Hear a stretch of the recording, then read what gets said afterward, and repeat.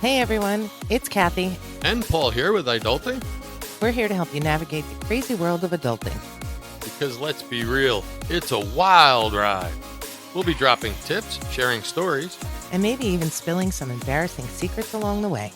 so get comfortable, grab your favorite drink, get ready to laugh, learn, and level up your adulting game.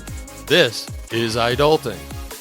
Don't forget to like, follow, and or subscribe, and share this podcast. Head over to iDulting.com for more information and to submit questions for us about iDulting. And maybe even pick up some of our new merchandise. And if you know any fellow adults who need some guidance, send them our way. Hello, everyone. Welcome to today's episode. Before we start, I just want to give a little update. We would like more interaction with iDults. So if you guys could go to our website or check us out on our social media, that would be wonderful. Feel free to send us messages. And if there's any topics you want us to go deeper into, or you would like just to discuss with us, send us a message. We'll reach out. Today, we're going to discuss some pretty important things. The format may be a little different than our normal format. We may be a little looser with it, but we want to discuss two vitally important things. First, pillowcasing the right way, and unbelievably, body modifications. Because no joke, we just discovered things about both of these in our house in rapid succession. By the end of this crazy, seemingly unrelated topic, you'll have taken a journey through different perspectives on topics and understand why presentation matters. And you'll get a glimpse into how crazy our house is on a daily basis. No joke. To give you the background, Kathy and I were putting back together our bed after freshly washing the sheets. I put it on a pillowcase over a pillow, but I had the label facing out. Can you say laces in, Dan? Poor form. That's all I got. Miss Kathy immediately grabbed it and reversed it so that the tag was in and respectfully educated me on proper pillowcasing. Now, I'm not an easy person to convince, so to back it up, she asked our personal digital assistant that lives in the home, "Hey, so-and-so, how do you put a pillow in a pillowcase?" And darned if the immediate answer wasn't you put the tag in first, dope. Now I know. Tag goes in first. I don't know where or when I was taught that. I don't know if I learned it as an adult or if like my mother taught me or my grandmother taught me, but it kind of is the same thing with how you hang your paper towels and toilet paper. There's just a way that it's supposed to be done. And when you make your bed, if your pillows and everything are all nice and straightened and you look at it and there's tags hanging out the end, it just looks unfinished. And I actually believe that. And now I know. I didn't know. And to give you a little more background on me, I'm that lunatic that can actually make a bed that you can bounce a quarter off of. So we do make our bed. We make our bed every day, frou-frou pillows and all. And if not, there's a disturbance in the frou-frou force, and we have to deal with that. And now you can add one more thing to your resume about wanting to be polished and finished and things all put together. Absolutely. I also would be remiss if I didn't add a public service announcement here. It's brought to you by your internet searching host tonight. Ultimately, a weekly wash is a gold standard for maintaining clean and healthy sleep environment. It helps remove dead skin, body oils, sweat, dust mites that have accumulated on the fabric, which can contribute to skin irritation, acne, and allergies. Having multiple sheets can make this easier to stay on a regular schedule. Now, just remember, that's the gold standard. I'm thinking every 2 weeks is still acceptable. I'm thinking I was a bad parent.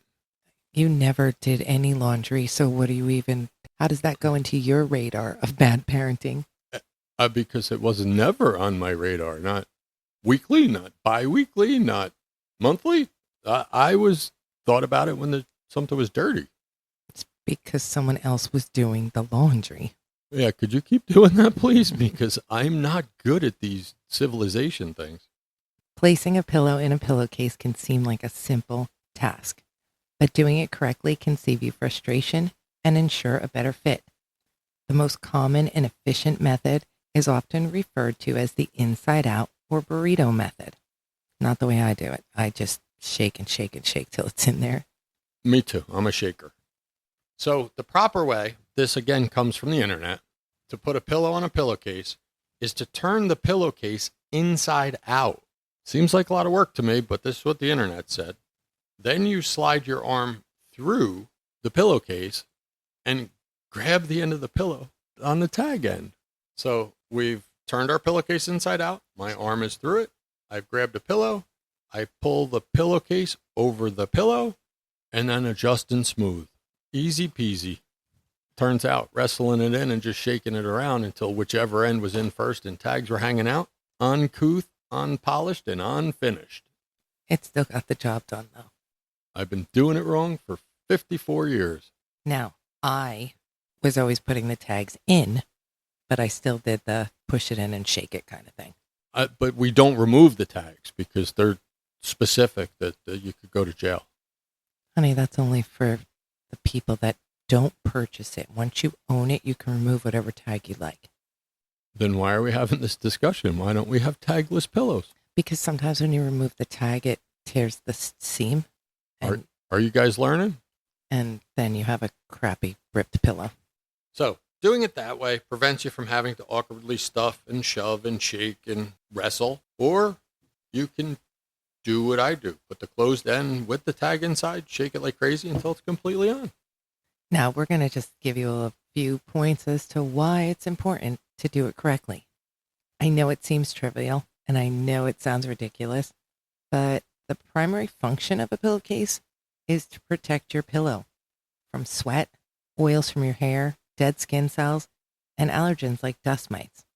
So if you put it on the right way, you prevent a lot of that stuff from happening. Now, on the frou-frou front, you got to do it for aesthetics. We failed to mention that. But doing it the correct way, even though I was doing it wrong, I didn't know any better. Doing it the correct way is aesthetically looks better. It's finished. It's polished. It also helps your pillow retain a pillow shape. So even though pillows do get flat, pillowcases kind of keep them staying the size they're supposed to be. We'll be right back. So, on the heels of not learning, I got a full-on PhD on pillow etiquette. So on the heels of my graduation from PhD pillow school, we actually had a discussion in our house because one of our people decided it was a good idea to get a second piercing. Needless to say, I was not informed of said decision before, but it happened. And he's making it sound horrible. It wasn't some horrible piercing. It's in his ear.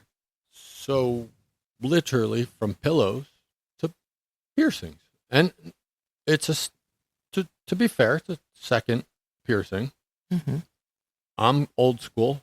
I don't think boys should have any piercing really. I don't dislike them. It's just not a thing. So we had that discussion and we had to get into why we shouldn't be or should be doing. Anyway, it was a normal 10th-ish conversation. And not because he got a piercing, but because he chose to do it without having a discussion with us about it first. That's where we ran into a little bit of a problem. Kathy and I share a common opinion about body modification. We're kind of neutral to them, but understand that they can have, not only can they do have real-life consequences, whether they're legal, ethical, or it's not for us to decide. Body piercings and tattoos are increasingly common forms of self-expression, but they come with potential consequences, both in terms of health and social and professional life. It's important to be aware of these before making any decisions to get any type of body modification. We'll quickly go over some of the health and medical risks, which you guys already kind of know. I'm pretty sure you haven't lived in a cave or anything. But things like an infection. Anytime you pierce anything on your body or get a tattoo, there's the chance of an infection happening. It's the biggest concern, and it's because whatever process you had, whether it's a tattoo or a piercing, it breaks the skin barrier and it allows bacteria and other stuff to get in. On top of it, you have to be very careful where you're getting tattoos or piercings, because if the artist's equipment is not properly sterilized, or if you don't do the aftercare instructions like they tell you, a skin infection can develop. And in more serious cases, it can lead to abscesses or even sepsis, which can be life-threatening conditions. If needles and other equipment are contaminated with infected blood, there's a risk of contracting serious bloodborne viruses, including hepatitis B, hepatitis C, or even HIV. This is why it's crucial to go to a reputable, licensed shop that follows strict hygiene and sterilization protocols. Allergic reactions can happen. Some people have allergic reactions to tattoo ink. Sometimes it's just to a particular color in it, or the metals of the piercing jewelry. It can cause a rash, itching, or swelling at the site. Allergic reactions can also develop years after the procedure. That part was new to me. And you can also get scarring and keloids. The body's healing process can lead to scarring. In some individuals, this can result in the formation of a keloid.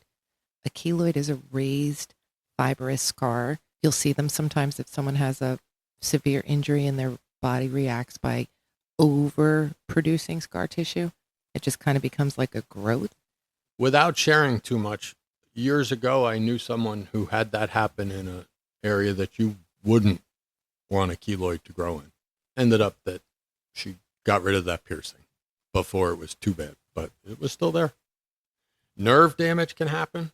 Depending on where you're getting pierced, there's a risk of nerve damage. Anytime you stick something in, you could hit something. And nerve damage can lead to permanent numbness or loss of sensation. That's more around facial and tongue piercings where you can really get it and get it to impact speech or taste. There's location-specific risks. Certain piercings have unique risks. For example, a tongue piercing often can lead to chipped teeth. I've actually seen that. Damaged gums and swelling that could obstruct the airway. Nipple piercings can potentially interfere with the ability to breastfeed. And there are other piercings that we're not going to mention on the podcast that definitely can have side effects. There's also complications for MRIs. If you need to go to the hospital and you need an MRI, there are some metallic components in some tattoo inks that can cause burning or swelling during an MRI. So we're going to switch gears out of medical. We've grossed you out enough. We're going to talk about the social and professional consequences. Tattoos and piercing, it has become much more acceptable recently than it was, but they can still carry social and professional consequences, especially if they're visible piercings on the neck, face, hands, anywhere you can see it. We actually know someone who recently had an interview and has nice, cute little piercings, but they're on their face. And that interviewer said they'd have to find out if that was acceptable to wear at their place of employment. And what that comes back to is many of the employers you guys are talking to today, they're older. Their view of tattoos and piercings could be a little bit more conservative than what yours are. You need to understand that and be prepared for it. And if needed, be able to address it, whether it's you're going to remove it or it's okay, or just understand.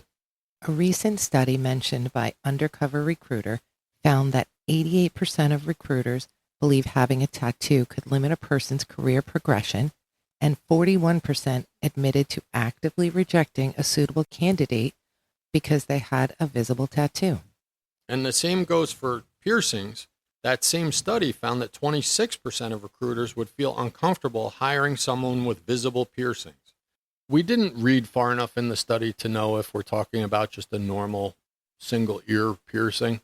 What I would imagine that is talking about is multiple piercings or the gauges. Or the chain going from your lip to your eyebrow. And again, our opinion is you do you, boo-boo, but don't expect life to bend around your preferences. Now, as far as social stigmas go, although less common than in the past, tattoos and piercings can still be associated with negative stereotypes, such as being rebellious or unprofessional. While many people see body art as a form of self-expression, others hold judgmental views, which can affect social interactions. Now, there is some legality to this also. We're going to talk about discrimination here. In the United States, there's no federal law that specifically prohibits employment discrimination based on tattoos or piercing, which puts you in a gray area. What that means is that in most cases, an employer can legally choose not to hire or even terminate an employee because of their body art, as long as the policy is applied consistently and doesn't discriminate based on a protected characteristic like religion. That being said, if you're going for a job and you have outrageous piercings or tattoos and you're not getting the job, employers don't even tell you why today. And if they do, even if it is because of the tattoos or piercings, they may just list another reason like someone else was more qualified. So you need to keep that in mind when you're making the decision to have these tattoos and piercings done. But things may be changing because there are some states and cities that have laws regarding discrimination based on personal appearance. If you happen to be lucky enough to live in that state and have a tattooed and pierced up appearance, you're one of the lucky ones. TLDR for tonight. Decisions matter. Like it or not, appearance matters. A finished, polished look matters. Attention to detail wins almost every non-crisis decision you will ever make. Oh, and don't forget, the gold standard for sheet swapping is weekly. Who knew? And tags in. Tags in, Dan. Thank you very much for listening. Again, if you guys want to reach out, you can go to iDulting.com and find us. We're on Facebook. We appreciate the growth. We appreciate you guys listening. And we look forward to interacting with you. Just remember, you've got this, adults. Keep your head up, your spirits high, and keep adulting with us. Go forth and conquer the world, or at least your to-do list. And don't forget to like, follow, and or subscribe. Tell your friends, share the podcast, and head over to iDulting.com for more information and to connect with us. See you on the next episode. Be safe.